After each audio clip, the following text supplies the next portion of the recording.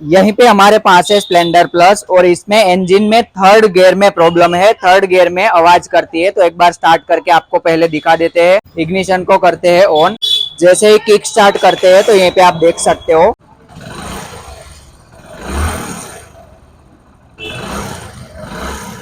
Engine में और कुछ नॉइज नहीं आ रहा है, बट थर्ड गियर में प्रॉब्लम है। एक बार तीसरे गियर में डाल के दिखा देते हैं किस टाइप से नॉइज आ रहा है। इंजन अभी स्टार्ट है, अभी यहीं पे थर्ड गियर में डाल के आपको दिखाते हैं, सेकंड थर्ड। तो अभी थर्ड गियर में अभी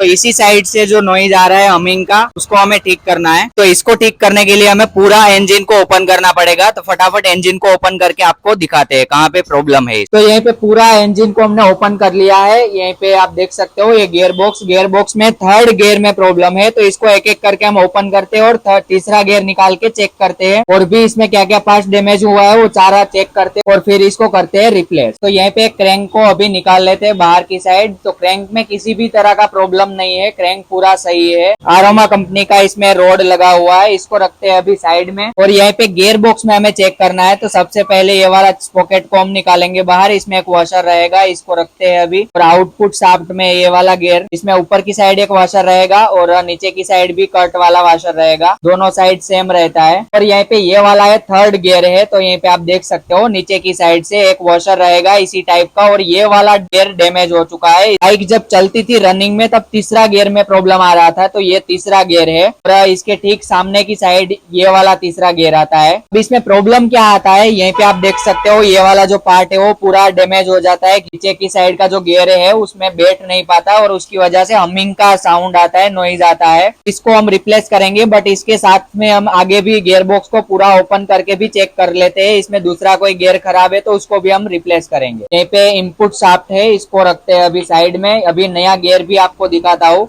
first gear, second gear, third gear और ऊपर की साइड फोर्थ गियर आएगा। ये इनपुट शाफ्ट है, इसको भी रखते हैं साइड में। इसमें दूसरा गियर थोड़ा बहुत डैमेज हो चुका है, बट इसमें प्रॉब्लम नहीं था तो इसको अभी हम रिप्लेस नहीं करेंगे। और बाकी टीथ इसका सही लग रहा है। तो ये वाला भी तीसरा गियर है, तो इसमें ज्यादातर इनपुट शाफ्ट का तीसरा गियर में किसी भी तरह का प्रॉब्लम नहीं आता है। आउटपुट शाफ्ट का तीसरा गियर जो है उसी में प्रॉब्लम आता है, तो इसको अभी रखते हैं साइड में। और गियर फ्रॉक भी हमें चेक करना है। गियर फ्रॉक को हमने निकाल लिया है, यहीं पे रखते हैं। और यहीं पे ये वाला आउटपुट शाफ्ट है, आउटपुट शाफ्ट में नीचे की साइड एक वॉशर रहेगा, यहीं पे आप देख सकते हो ये वाला।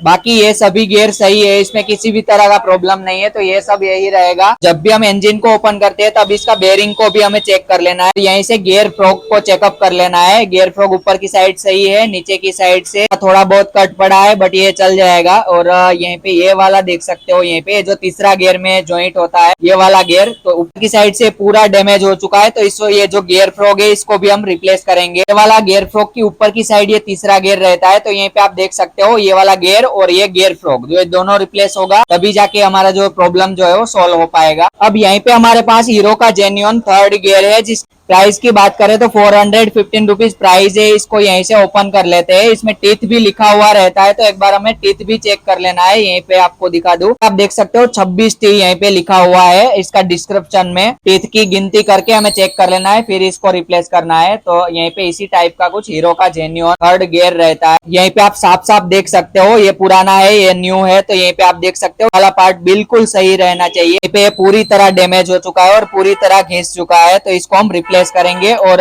दूसरा हमारे पास है गियर फ्रॉग जो कि हीरो का जेन्युइन 290 रुपीज प्राइस है इसका कुछ। तो इसको भी एक बार दिखा देता हूँ और फिर इन दोनों को हम करते हैं रिप्लेस। तो इसमें भी नया और पुराना में कितना डिफरेंट है वो यहीं पे साफ साफ देख सकते हो आप। तो इन दोनों को हम करते हैं फटाफट रिप्लेस और गियर बॉक्स को करते हैं फिटिंग। तो यहीं पे आप देख सकते हो गियर फ्रॉक को निकालने के लिए ये डोवेल को हमें निकालना पड़ता है। तो जब भी हम गियर फ्रॉक को चेंज करते हैं तब ये डोवेल को भी चेक करना बहुत जरूरी है। यहीं पे आप देख सकते हो इसमें कितना कट पड़ चुका है। ये डोवेल भी पूरी तरह डैमेज हो चुका है नीचे की साइड से, तो इसको भी हम रिप्लेस करेंगे। यहीं से पूरा कट पड़ चुका है, इसको भी हम नया डालेंगे गियर फ्रॉक के साथ ही। तो दूसरा ये वाला भी हमें रिप्लेस कर देंगे साथ में। तो ये भी हीरो का जेन्युइन नया मिल जाता है, इसको भी हमें साथ में रिप्लेस ही करना है। गियर फ्रॉक को हम रिप्लेस कर देंगे, बट ये पार्ट को नहीं करेंगे तो फिर से यही प्रॉब्लम वापस से आएगा। और साथ में यहीं पे ये वाला 6001 नंबर का बेरिंग को भी रिप्लेस कर रहे हैं, एनबीसी का नया इंस्टॉल करने वाले।